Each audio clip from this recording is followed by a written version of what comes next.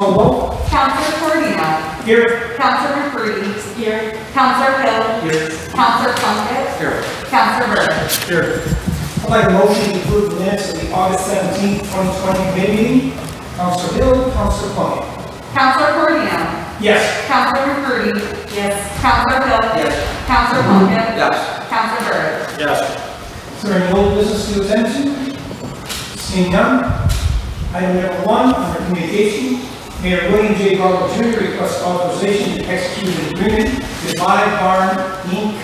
and to allow City Chamberlain Deborah Cope accept associated funds to be placed in the designated skating rinks reserve account. Is there anybody here to speak to this? Actually, I spoke to the mayor last week about this. I guess I could chime in. Apparently, this company has the ability to live stream putting cameras over at the ice skating rink and to live stream the video of the games, and at no cost to the city of Oswego, they'll install cameras, put all the equipment that needs to be done, and people can pay to watch video of games. So that's pretty much what I was told. There is money that the city would be earning off of this, and as you can see from this resolution, it does say that the funds that the city earns will be put into the designated skating rinks reserve account, which we all know goes towards the maintenance of the rinks. So is there any questions from the council on this particular item? From the public? Seeing none, can I have a motion, please? Councilor McCready, Councilor Plunkett. Councilor Cordino. Yes. Councilor McCready. Yes. Councilor Hill. Yes. Councilor Plunkett. Yes. Councilor Burr. Yes. Item number 2. Councilor Cordino requests discussion for the purchase of 2 radar speed display units for a total cost of $7,500 on state bid. I see the chief is here. I probably will say a few words, but would you like to say something, some opening remarks on this? We discussed this in depth. You can chime in first. We have multiple units around the city. These are larger units that you'll see on Route 48, West 1st Street as you come as you're heading down Country Club Hill. There's also one on the east side on Syracuse Ave. It's a larger sign, flashes, says slow down, also flashes speed. It's a great tool. Plan on using them a couple different areas in the city. West 5th Street being one where we have a significant amount of complaints, and Hillside Ave where we also have a significant amount of complaints. We still have some of the smaller units that we can use within neighborhoods that are more geared for that. We put some up.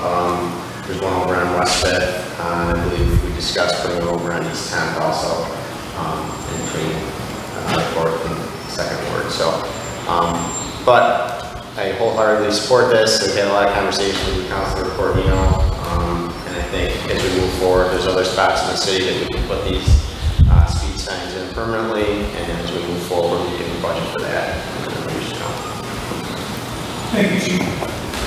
Yeah, I just want to add that I became a councilor January 1st, 2016, and I think on January 2nd, I got my first complaint about speeding, and it's been constant ever since.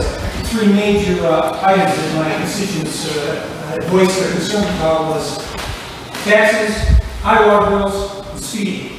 And as you know, we took care of taxes the last 2 years. We had 0 increase or very small increases in taxes for the last 5 years. And we took care of the water rates. We reduced it $50 a quarter, $200 a year on water. Speeding is the last issue on my bucket list to take care of, and as the chief said, I've been getting a lot of complaints about 5th Street and Hillside Avenue. As everybody knows, the 7th Ward that I represent is on the southern end of the city, and we have several roads that are main thoroughfares. Maybe not as busy as 104 is, but Route 48, 5th Street, Hillside Avenue, even Johnson Road would be considered an entrance into the city. Those are the streets that I've been getting a lot of complaints about. They're nice to buy. relatively smooth roads, and I know for a fact these units do work, because when we installed it a year and a half ago up on the corner of Route 48 and Munn, I personally witnessed as I come into town and I see 3 or 4 cars in front of me approaching that traffic device. I see brake lights come on all the time. And I know the residents who requested that told me that they've seen a reduction in speeding. That's the Country Club Hill, those 4 or 5 houses there. So I know that we cannot have our police department doing radar control 24/7, 365 days a year in our wards, on our streets. But this device, it really does help. It reminds people to slow down. And I think it's well worth the investment to maybe save a life.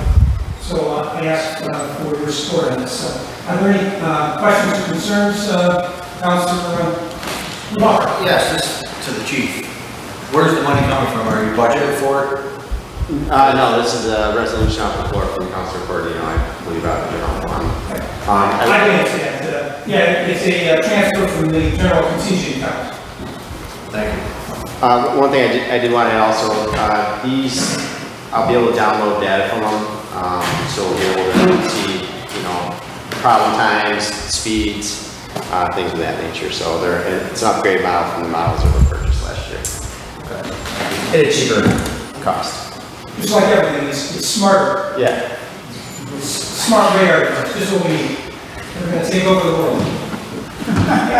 Any other comments or concerns or questions from the council? Yes, Council Goes. I can corroborate Councilor Cordino's story. Again, you guys want to talk things to stop. I think people every summer request, which I think is a great investment. And also, being a planter, the sun around town, we all know that people ripping up and down the road. We've done so much that moving a lot of the streets that moving in, you know, putting in parking spaces and things with narrow the streets, and that's obviously a good technique for slowing traffic down. But so I think it's a pretty good investment for the cost. It sounds like we're going to get a lot out of it, and hopefully prevent accidents, make people safer. Very good. Yeah, in addition to the radar device on 5th Street, we're going to paint some lines. So you're absolutely right. Narrowing that road, the lines, fog lines, and the center lines certainly should be another help on that. Any other comments from the public? Council, seeing none, can I have a motion, please? Councilor Hill, Councilor Birch. Councilor Cordino? Yes. Councilor McCurdy? Yes. Councilor Hill? Yes. Councilor Plunkett? Yes. Councilor Burge? Yes.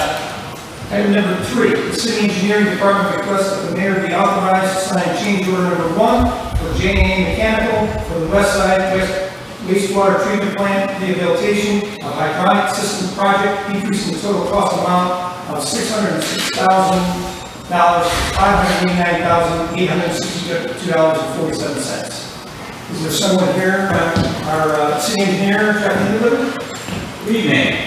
So we want to talk items 3 and 4 together, because best understood they are related.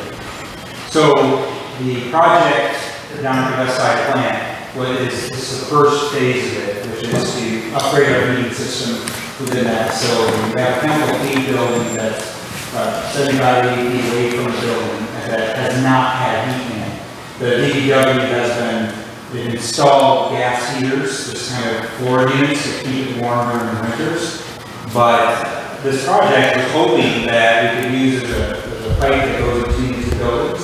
They were hoping they would be able to pull a heat loop through that pipe and insulation and be able just to use the mini boiler to heat the chemical feed building. As they've gotten into the project, there's a blockage. They aren't able to physically actually do that. And so the first change order is deducting what the cost for all of that work would be. If they were to put that loop in at this point, it would require an 8-foot excavation, and they would have to bring that boiler line past a number of sewers that we have on the property. And so the first piece is to back that number out of the contract. We all like seeing the savings, and that's where it comes from. And then the right hook is the addition to the contract, which is item 4, and that is following the recommendation of our contractor to install a new boiler that will just operate within the chemical feed building. And so that's just over $69,000 to do that. I think that it's a good thing to do, and go ahead and speak on it now, save time on the next one, is that the project was originally budgeted for about $800,000. If we include the new boiler, that'll put us at about $703,000 for the project. So generally the project is coming in under budget, and these facilities have not been invested in a significant way since the construction. It is important that we keep the chemicals we use to treat all of our effluents to keep them at certain temperatures so that they actually work and that we remain compliant. So this is work that will have to happen at some point. And rather than kick the can, I'd rather see us go ahead and let's do it right and complete the project as our intention was to put heat back in the network. All right, are there any questions from the council for Jeff? I do want to point out that the amount of reduction for item number 3 is $16,137.53. Correct? Correct. Okay. So that's the amount we're talking about reducing it for item number 3. There's no other questions or concerns. Can I have a motion, please? Councilor Burridge, Councilor McBeard. Councilor Cordino? Yes. Councilor McCurdy? Yes. Councilor Hill? Yes. Councilor Plunkett? Yes. Councilor Byrd? Yes. Item number 4, the City Engineering Department requests that the mayor be authorized to sign change order number 2 for J&A Mechanical for the West Side Wastewater Treatment Plant Rehabilitation and Hydronic Systems project, increasing the total contract amount of $589,862.47 to $659,270.20. Jeff, did you want to say anything else? No, just as you like to do, the exact amount is $69,407.73 to install a home boiler in that system. Very good. That's exactly right. Any questions or concerns on this one, as our city engineer explained? Seeing none, can I have a motion, please? Councilor Plunkett, Councilor Hill. Councilor Cordino? Yes. Councilor McCurdy? Yes. Councilor Hill? Yes. Councilor Plunkett? Yes. Councilor Byrd? Yes. Item number 5, the city engineering office requests that the mayor be authorized to sign change order number 10 for the general contract with Marcellus Construction Company for the combined sewer separation third 25% EFC project number C7-6344-19-08, with no increase to the total contract amount of $462,229. Jeff? So these, you've seen them come through at different times throughout this. This is the 10th one that you'll process. There are 5 change orders here. 3 of the change orders are downtime change orders due to unmarked utilities. So the contractor calls, they safely, utility owners come mark their utilities, and then they get working and they find them. 2 of these happen to be laterals, so they're hard. We don't have good records of where our laterals are, so it's hard to mark them. But we can't, this is paying the contractor's downtime. He has crews, he has equipment, he has people scheduled to work, but he can't because we need to stop and figure out what's happening. So 3 of those change orders are that extra work order 36 is $2,181.38. Work order 37 was $2,482.94, and 39 is $1,115.99. Now the work order 38 was to install an extra valve. We've done this as we've been going, and we encounter things and we find we can control shutdowns, or we find broken valves.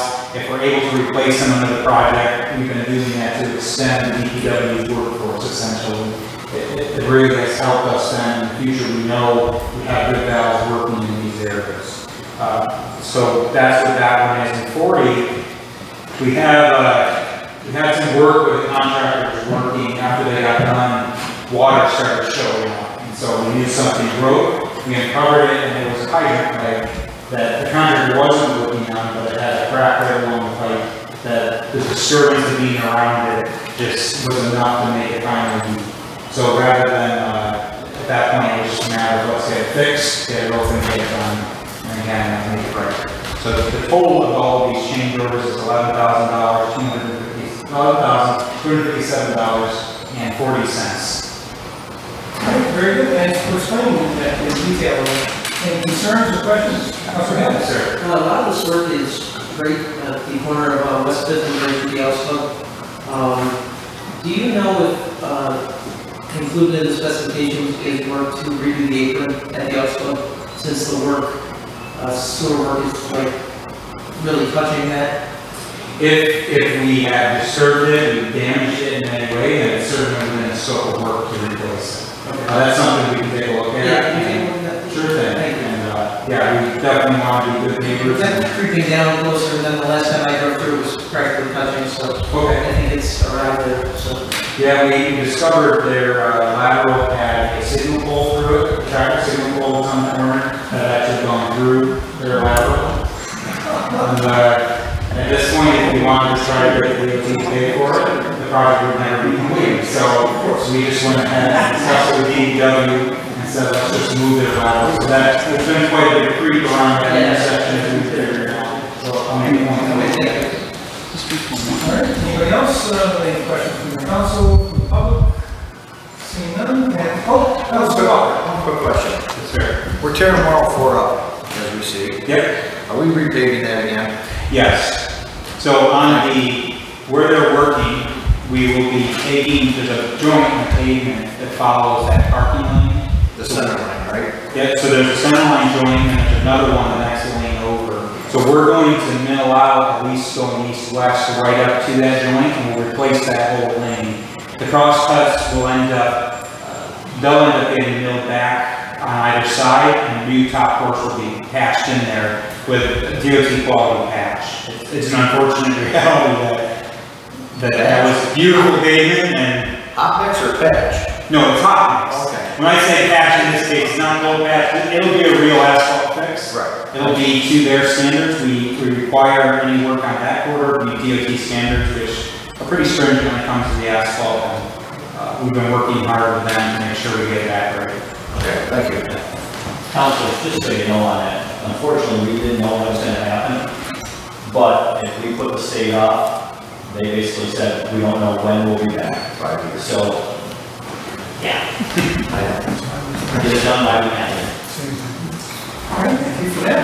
Any other concerns, issues, questions? Seeing none, can I have a motion? Councilor McCurdy, Councilor Bridge. Councilor Cordino? Yes. Councilor McCurdy? Yes. Councilor Hill? Yes. Councilor Plunkett? Yes. Councilor Byrd? Yes. Item number 6, Christopher Baker, Director of Information Technology, Jennifer Regal, Confidential Secretary to the Personnel Director, and Nancy Sterling, Personnel Director, request discussion regarding a time and attendance system known as LATS, L-A-T-S, by CMA Consulting. And who of the three of you will speak? I think everybody. Take turns, okay. The three biggest requests when I came in to work for the city were fix the phones, stable internet and Wi-Fi, and time and attendance. The phones are all working, Wi-Fi has been replaced citywide. The last thing on the agenda is time and attendance. I've been asked by all departments to figure out some sort of time and attendance that will, track employees, make a schedule. I know with DPW it can track the work that they're doing and change the pay rate for the job that they're doing. So if they are heavy equipment operator for the day, they'll get paid that rate instead. It will track all of your time off. It will accrue sick. You can also program in the union contracts for each different union. So if there's certain things one union gets, it will automatically apply on your anniversary date, monthly, however that goes. It's the next step that we need to get up and away from all of the paper. Right now payroll is all over the place, but we write it down and then it's written in triplicate, handed out, it's put on a spreadsheet, it's put into a system, it's printed on a different system. It's going to bring it all together. It's going to eliminate time theft. If somebody's not on the job and they say that they are, You know, certain employees can check in and out from their phone if we want that. If we don't, there'll be a designated computer at the location. They can also use a time clock. Salaried employees don't have to punch a clock, but they just need to say, I work today. And then it's, as soon as they hit approve, it goes to their department head and they just approve it, and it's in payroll without, you know, paper. Fire currently has to drive it over to City Hall, police walk it over to City Hall, DPW brings it over. It's all done immediately. If somebody wants time off, they request it in the system, they get approved instantly. It can be done anywhere at any time.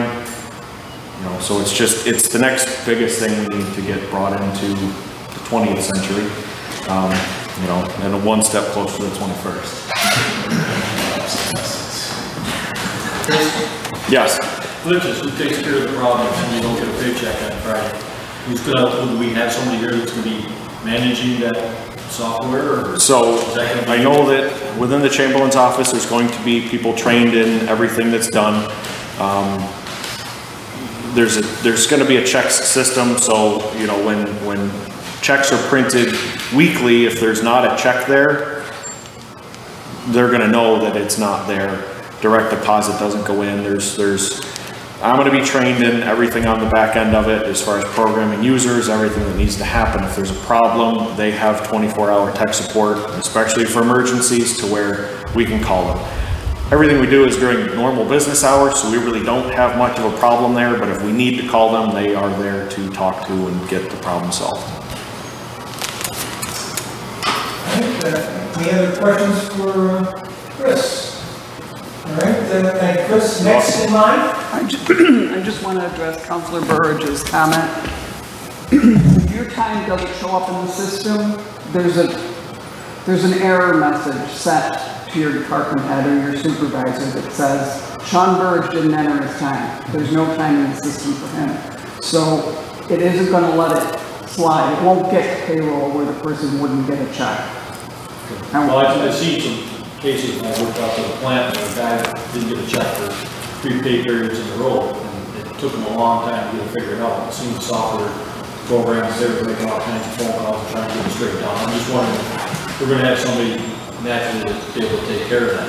There'll be an assistant administrator that ends up approving everything, and they will see where, you know, if there's an error message from the police department, they will contact a person at the police department and say, hey, so-and-so is not showing the correct number of hours. Can you look into it and get it fixed? And it will be looked at. It's almost impossible for somebody to get a miss. Thank you. You're welcome. One of the other things is, like Chris said, the biggest complaint we've all had is how come we have to fill out all this paper to get a paycheck? So we have looked at a couple of systems. I've asked Councilor Cordino and Councilor Hill have been involved in some of those discussions, and we finally got to this system, which was brought forward by the city engineer, the new city engineer, because he's familiar with it from working with New York State. So we started checking into it. We have the vendor up here. They did a presentation. They wanted copies of our contract. I said to the mayor and here, and he said, no, they're public documents anyways. So I sent them to them. They built what they call a sandbox and sent it to me. And I sent it out to the police department, the fire department, the DPW, and a couple of the smaller departments. I wanted to hit the 3 big departments just to see what problems, concerns, questions that they had. They all seem to like it. There's a scheduling module in it, like Chris said, so that, you know, we're working on a special project for FEMA. There's a code that'll be in there, and when you do that particular job, it tracks it automatically. So when we have to seek reimbursement for something, you push a button. Nobody's got to spend days putting data together. I see it being a great system going forward for all of us. Randy Griffin, the fire chief, couldn't make it tonight, but he's very excited about it because of it, using it for scheduling purposes, all the way down to, you know, how many firefighters are going to be in the building at any one time. So he's very excited about it. He let some of the firefighters even play with it. and everybody liked it, so. Tom can talk about the DPW, if, you know, for just a minute, because he was On a daily involved. basis, we have issues with a person who may have more sick time than they do. The stone tablets that we're using are really a pain to figure out how many they actually have. They're very heavy. This is going to make things a lot lighter and quicker, so definitely time. Chief Katie, do you want to say something? Sure, still my line. I, like Jeff, I also use this when I work for the state. It's a very easy system to use. Since I've been here since January, I've been shocked at watching my assistant Tammy, how much time she spends with pencil and paper. And no matter what, how much work she spends on it, there are still errors. And people call her daily within the department, asking how much time they have. This automatically tracks your sick time, it tracks your vacation time. And then the backside of things for overtime, there's a lot of grant funded overtime that we have.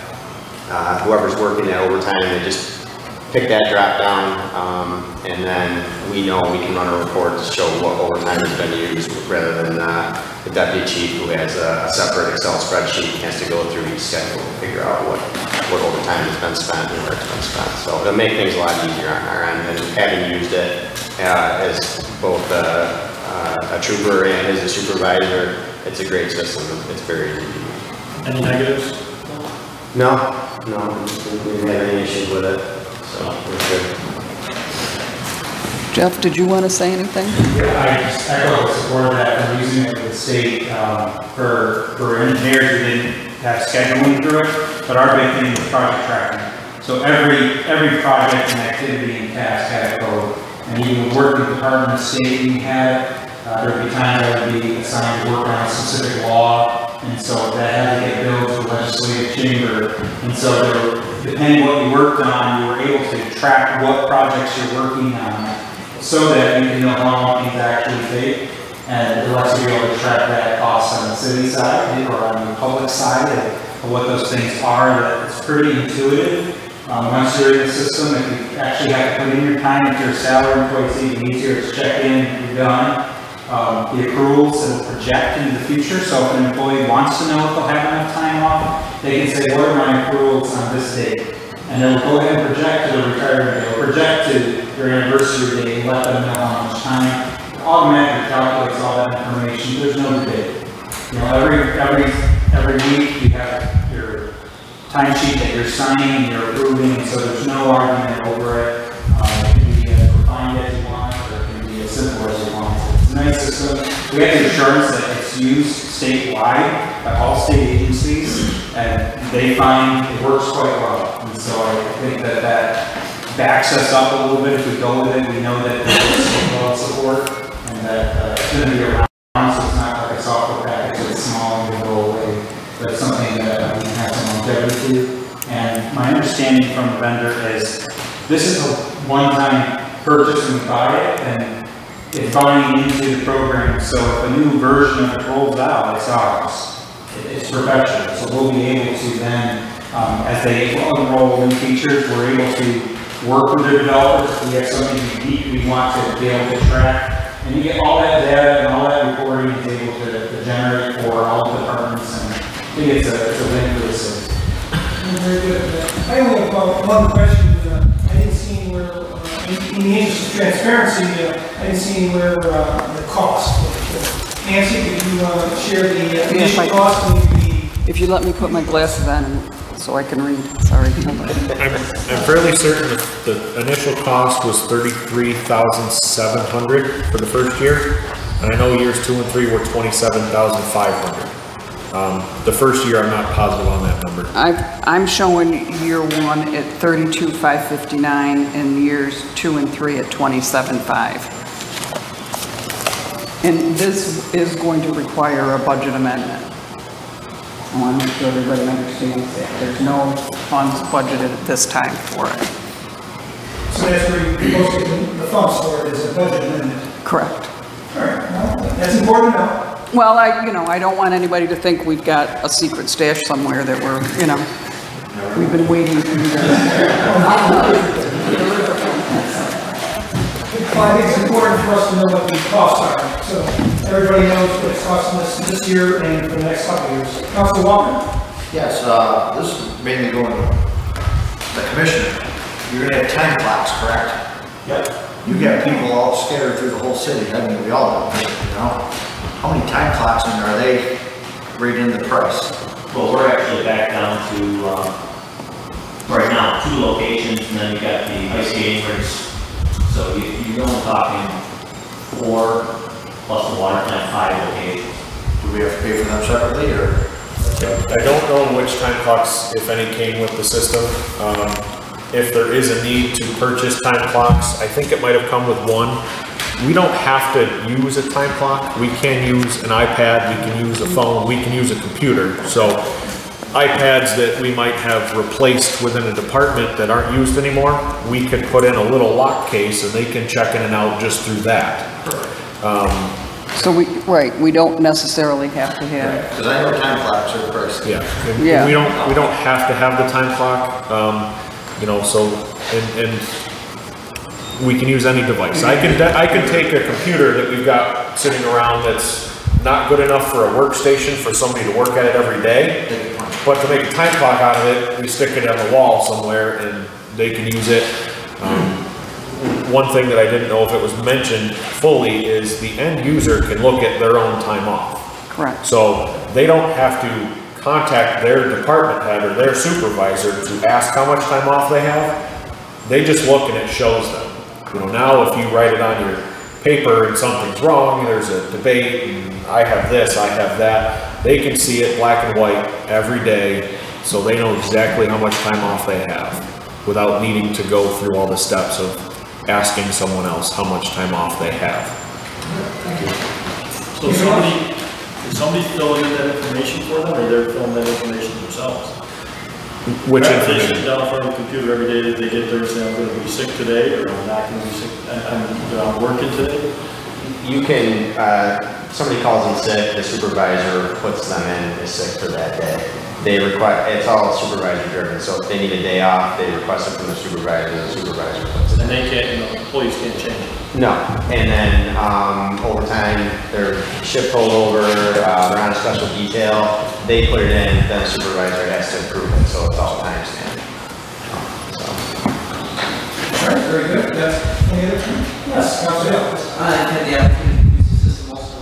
It was back in 2007 to 2013, and it was so simple then, I can't imagine how easy it is now. It's to speak to your concerns about people not getting paid, with the number of warning emails that go to you and your supervisor, like if you miss the deadline for submitting, that it's not possible to have someone get lost in the system or miss a paycheck. It's just constant notifications saying, you know, your time sheet's late, your time sheet's late, your time sheet's late, you know, high priority emails, and it gets responded to. So I don't think there's any real possibility of anyone getting lost or not getting paid. So very easy system and intuitive. Very good. Thank you, Councilor Hill. Anybody else? I think based on, we have 5 department heads here tonight, and they're all pushing for this. I mean, I don't think I've ever seen that in 4.5 years. 5, You want to chime in here? No, I'm good. over there. Stay under the radar. But I assume you're on board with this. Yes, absolutely. All right, well, 6 or 6. So how can we deny them? But as long as we understand this is going to be a budget amendment for the $32,559,000, and then we can make some budget amendments for down the road for 2021. All right. Thank you, department heads, for sharing all that information. I think it's important that, especially people who have used it, Councilor Hill and Chief Katie, and also our city engineer. It's important that you guys used it, and you're high on this, and you think it's well worth the investment. Because, you know, as we all said, we were using stone tablets, and we're going from that to eliminating time clocks. I mean, it's quite a leap for our city, but I think it's a necessary one. So I truly support this one. All right, can I have a motion, please? Councilor Hill, Councilor McCreary. Counselor Cardino. Yes. Counselor McCurdy. Yes. Counselor Hill. Yes. Counselor Plunkett. Yes. Counselor Berger. Yes. Item number 7, Thomas Kettles, Commissioner of Public Works and Parks and Recreation, requests approval and acceptance of the bid obtained by Onondaga Purchasing on behalf of J. Hyatt and Associates Incorporated for the purchase of a asphalt drag box in the amount of $25,765. Commissioner? Yes, right now we have a paving machine that is basically obsolete. To replace that, Sean Walker for the test, is about $750,000. The amount of paving that we're actually doing in-house today is almost none. What we do now is basically fix road cuts, road repairs, everything else we contract out. This piece of equipment would more than do what we need. Like I said, our old machine is no longer operable. So, have to do something. How does this differ, if I can ask, I know we're talking about the paving machine, I've seen it on the road, and they put the asphalt in, and they go, how does this differ? You're saying it does sort of the same work, but it's not. Pretty much it's the same thing, but it's not mechanical. It basically hooks on the back of a dump truck. The dump truck hits it and pulls it and pulls it. The truck is doing the work. There is adjustments for the street to level off the asphalt or put more on one side. It's nowhere near as a high quality job as the big machine would do. But again, we're doing road repairs. We're not doing the streets, blocks, and miles. So, and again, the cost of doing this. Big difference. The final drives are one on one we have. And we can't get parts for it. All right, any questions for Commissioner Kettles while he's standing up here? From the council. Yes, Councilor Bowman. What are you gonna do with the old paper? We will put it off to auction. So, Are the final drives that bad? the final drives are that bad. I remember buying that, ain't that old. Nope. But, I hate to say it, but you You buy what you get. There you Pay go. for it. I know, you buy a cheap one, I know. Well, it's not Councilor Walker's problem. You want to keep it on? I never heard of it. 30 years of paving. Never heard of that one, but. I mean, you're sitting here about from the city engineer. Did you work for the Department of Transportation? Yeah. And, I mean, what do you think about this piece of equipment as a kind of a half step? I think for the scope of the DPW's work and what they're doing, that it's an appropriate piece of equipment. This is definitely geared for small scale, not mainline paving, not long distance paving. It's definitely a wiser investment than buying a paving for the city at this point. Any of our large paving, we've been contracting now, we've been finding ways to pay for it under that. And I think that this is a good move. If nothing else, this is probably cheaper than a repair to a machine, and so they'll get more life out of this if the city wants to start budgeting money towards getting the paving again. This is a good way to keep the DPW operation fulfilling their need. Is to hire a contractor to come in and do a small patch. It's not cost effective for us for every road cut, everything that we run into.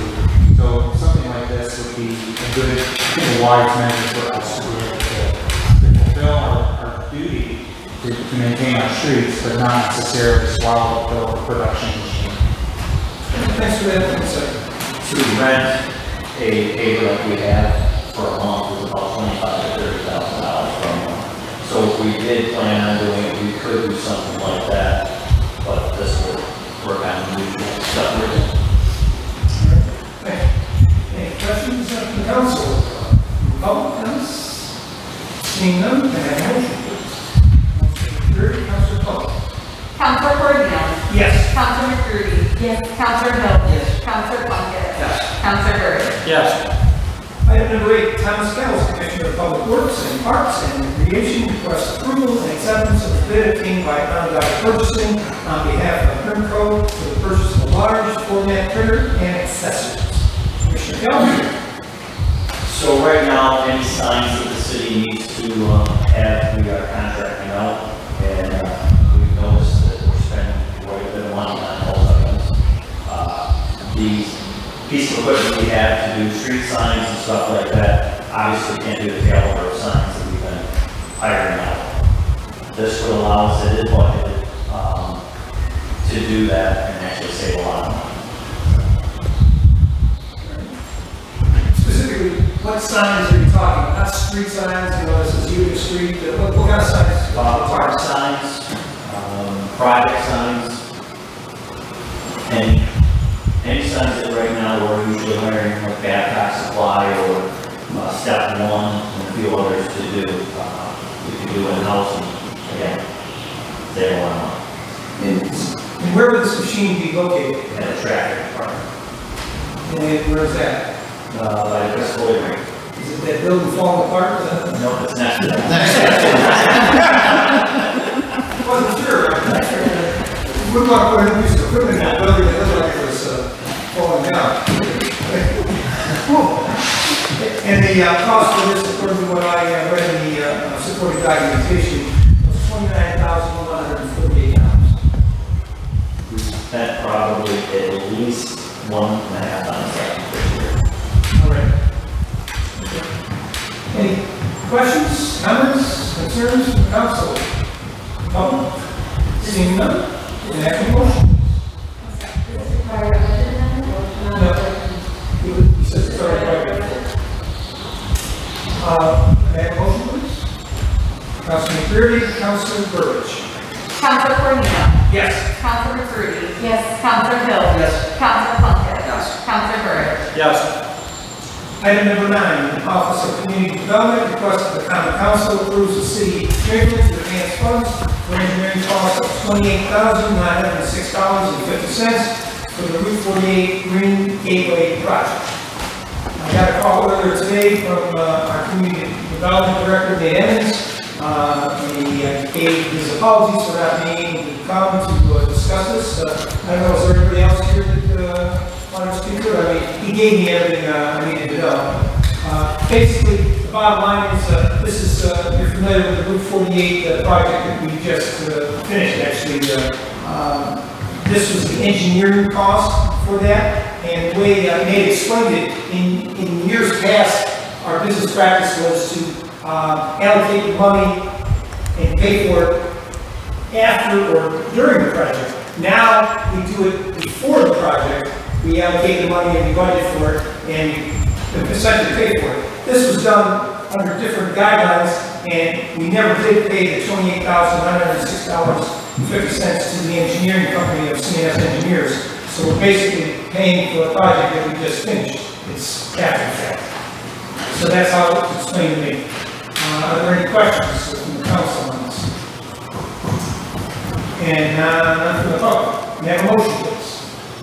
Councilor Hill, Councilor Plunkett. Counselor Cornell. Yes. Counselor McCurdy. Yes. Counselor Hill. Yes. Counselor Plunkett. Yes. Counselor Byrd. Yes. I believe that was the last item on this committee. Is there anything else I might have forgotten? Seeing none, I have a motion to adjourn. Councilor McCurdy, Councilor Burbidge. Counselor Cornell. Yes. Counselor McCurdy. Yes. Counselor Hill. Yes. Counselor Plunkett. Yes. Counselor Byrd. Yes. At this time, I'd like to call the Business Services Committee meeting for September 8th, 2020 to order. Please call the roll. Counselor Hill. Here. Counselor Byrd. Here. Counselor Walker. Here. Counselor Goza. Here. I've got a motion to approve the minutes from our August 17th, 2020 meeting. Counselor Burbidge. Counselor Hill. Counselor Hill. Yes. Counselor Byrd. Yes. Counselor Walker. Yes. Counselor Goza. Yes. Is there any old business to come before this committee? Seeing none, we'll move on to new business under communication. Item number 1. The zoning and planning office has received a request to use public space in the town house. Director of Real Estate and Construction for the Azul Hospital, located in the third ward, in order to place a 10-foot by 32-foot trailer with stairs ramp for a temporary COVID testing facility between the sidewalk and property line, together with the removal of laundry to create drive-through area for said facility between curb and sidewalk from the west side of the street. Is there anyone here to speak to this? I can speak to it. As Councilor Hill said, The hospital is looking to set up for the winter months for COVID testing. A little shed that they have there now is not going to suffice for that. If anybody's familiar on the north side of the emergency room entrance where that's all concrete now, they originally for years had an MRI trailer that was there a few days a week. It was dropped off there where they did MRIs. That's essentially where they're looking to set up. With a little bit more concrete work for the drive-through there. Councilor Hill and myself had a conversation today. His concern, as well as mine, is to make sure that we still have a pedestrian walkway there because the sidewalk is kind of incorporated in that. We came to an agreement with the hospital that as they start to do this, we would have a little bump out for the sidewalk to continue, whether it be to the east or the west, depending once they get set up, what is the best way to continue the sidewalk through that area so there's a safe pedestrian walkway through there. So I think we have a plan in place for that. But obviously, unfortunately, with the times that we've got now coming into the winter months here quickly, they need something a little more substantial for a setup as we come into the unfortunate flu season. And testing will continue. We need a little more than the Rubbermaid shed they have there now in the home. So we're looking for your support to help that get set up. It's temporary. Let's hope it's only through this season. Anybody's got any questions? Certainly try to do. Any questions for us again? Okay, could I have a motion, please? Councilor Walker, Councilor Byrd. Councilor Hill. Yes. Councilor Byrd. Yes. Councilor Walker. Yes. Councilor Goodman. Yes. Item number 2, the zoning and planning office has received a request for use of public space submitted by Lindsay Gaffney, lessee of a commercial building known as 43 West Bridge Street in the 3rd Ward in order to place one 2 by 3 foot A-frame sign between curb and property line on West Bridge Street. Mr. McGinn? Yep, so this is a new business, organic everything that's just opening in the old Harbortown Gifts between 2nd and 3rd on West Bridge Street. They just went through the planning board with their business plan and their signage for the building. They're looking to do an standard 2 foot by 3 foot A-frame sign that's removable, obviously, take in and out with daily, weekly specials, and as procedure, we always let you guys use the public space for those temporary signs. Any questions on this request? Alright, could I have a motion, please? Councilor Hill. Councilor Byrd. Councilor Hill. Yes. Councilor Byrd. Yes. Councilor Walker. Yes. Councilor Goodman. Yes. Is there any other business to come before the city? Seeing none, I'll take a motion to adjourn. Councilor Walker. Councilor Hill. Councilor Hill. Yes. Councilor Byrd. Yes. Councilor Walker. Yes. Councilor Goodman. Yes. At this time, I'd like to call the Planning and Development Committee to order for September 8th, 2020. Roll call. Councilor Walker. Here. Councilor Cordino. Here. Councilor McCurdy. Here. Could I have a motion to approve minutes for August 3rd, 2020? Councilor Cordino. Councilor McCurdy. Councilor Walker. Yes. Councilor Cordino. Yes. Councilor McCurdy. Yes. Is there any old business? Seeing none, we'll go to communication. The zoning and planning office requests that the proposed zone change for the property known as 262 West Seneca Street from a TN2 traditional neighborhood to traditional business be forwarded to the planning board for an advisory opinion for a public hearing and schedule pursuant section under 280-96 of the zoning ordinance. I'm going to forward this right to Mr. McGann because there's a couple of problems I'd like to fix. First thing, so the application that you guys have in front of you just before the meeting, I happened to catch on there. He has the right tax map number in 127.75-03-17, but it's put in as 262 Seneca. So 262 Seneca is where the credit union is going in, where Kraft Tees was. The actual zone change for that tax map number is 103 Fifth Ave. It's actually the property just south of Kraft Tees. It goes through from 4th to 5th Ave. They're actually looking at separating that lot, and the part on 4th Ave will become eventually merged to 262, but for the proper sake, it actually is 103 Fifth Ave right now. The credit union does own it, but right now there are two separate tax map numbers. And if you were to look at the flyover, which I have here, that property goes straight through. There's a house on Fifth Ave, but there's actually a driveway that's already paved off Fourth Ave, and that's what they're looking to eventually merge and be part of the credit union's parking lot. They can't merge that until they get the zone change to merge it with the traditional business that Craft Keys is currently in. The property is certainly big enough that they're separated to do that. It's already mostly paved. It's really, it's kind of more of a formality, but I just wanted to make sure that we get and I think Aaron's here to speak to the project if anybody has any questions. I just wanted to make sure that we get that on record, and it'll come back next week in committee or at council. We'll make sure that we have that straightened out paperwork-wise, because it is a little bit of a long process. We'll get that squared away. Thank you, Jeff. I do have one question. The property at was it Fifth Ave or Fourth Ave?